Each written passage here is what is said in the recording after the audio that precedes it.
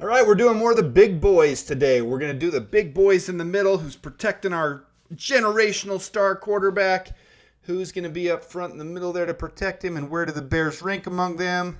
For those who don't know by now, this is based off of the position-by-position ranking, unbiased best of the best NFC North positional rankings overview. I'm fact-checking myself on every position as we go through, and as you can see, I'm being very honest on all these, going off of my grading scale, seeing how the Bears have done in the past, where we're moving towards in the future, how we stack up, and what we can expect going forward. Obviously, a lot of this is based off of optimism when we make rankings, so now we're doing fact-checking to see where we actually are. The thing with the offensive line that's very hard to predict is because last year, Justin Fields did hold the ball longer than normal, made it harder for these grades to be down. We had the 27th ranked pass blocking efficiency line, but we also had some bad play calling. There's a lot of excuses to be made. We can make excuses all day, all night, but in reality, where do the Bears stand? Well, in the previous video, I had the Bears ranked 2. I said Frank Ragnow, Graham Glasgow, Kevin Zeitler, that's just too much to overcome. That's really probably the best interior offensive line combined with the best tackles to be the best line in the entire NFL with the Lions.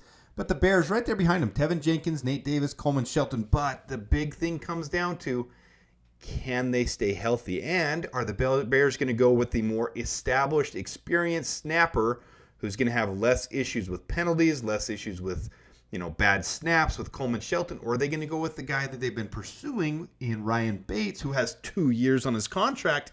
Would be much nicer to be able to pair with Caleb Williams and have them for a couple years at least together, building that continuity with the two guys touching the ball on every single play.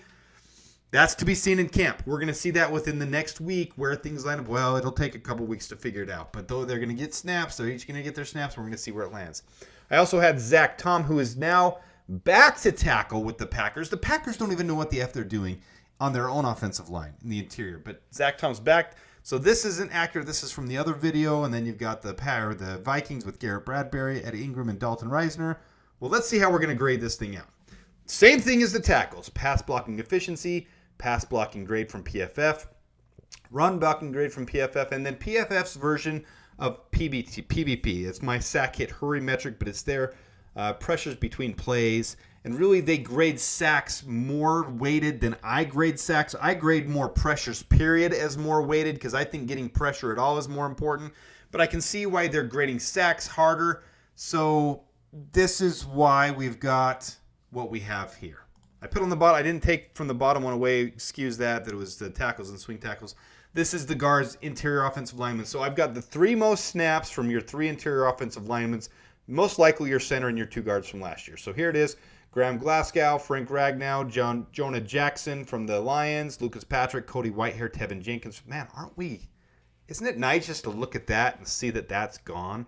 And really, the Bears weren't that bad when you look at it. Look at the pressures between plays, 20.11, 20.64, 23.35. It's actually pretty solid. Anything above 20, I say, is good. 25 is really good, and 30 is your elites. And you can see Frank Ragnow there with 32.0. Look on the far right is where I'm talking, 32.0. But really the Bears with 20.11. Where we came into our issues was more on the pass blocking and some of the run blocking with Lucas Patrick, Cody Whitehair. I'm really glad we've chosen to go in a new direction. Obsessive Connor Williams watch. Will we sign Connor Williams? I don't know. I'm thinking it's less likely every day at this point. I think he wants more money than the Bears are willing to pay. It would be nice to see Ryan Bates be able to move to guard and be able to help out there. But I think Ryan Poles is really happy with Coleman Shelton and Ryan Bates. And if Ryan Bates can beat out Coleman Shelton, that gives some nice continuity for Connor Williams or for Caleb Williams to be able to work with Ryan Bates for at least 2 years to start their career. So that would be nice and ideal if they can make it work out. But as far as the team last year, not so hot. You look at the Vikings, some of their pressures between plays, not so hot. Pass blocking, okay. Run blocking, pretty good. I mean, above average. Then the Packers that's the Packers. It's the Packers.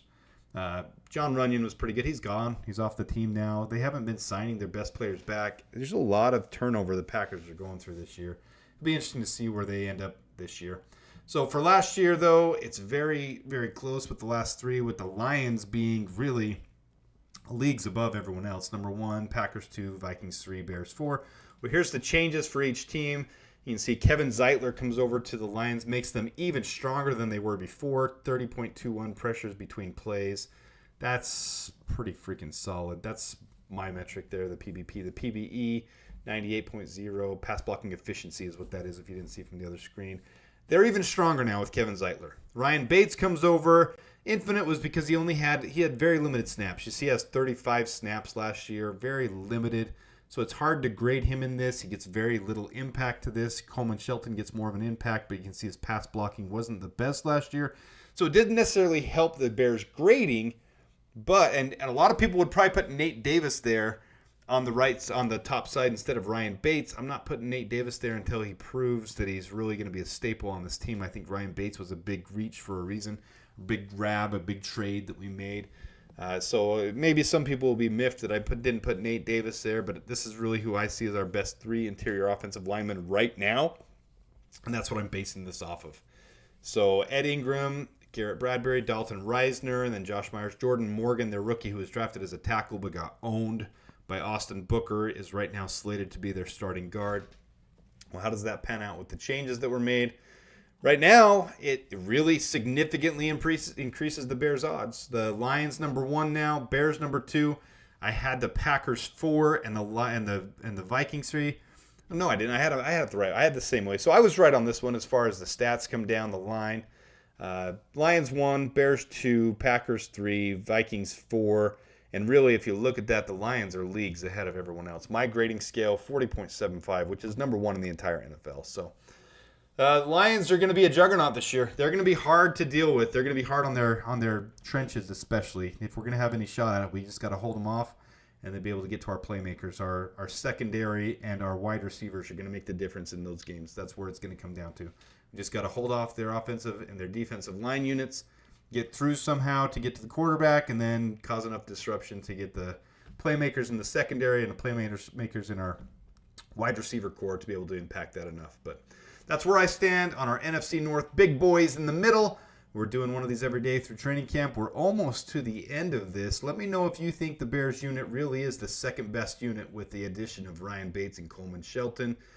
Some proven players in the league as far as Coleman Shelton and a strong upside Ryan Bates. He's played a solid year at guard, but only a couple snaps at center before.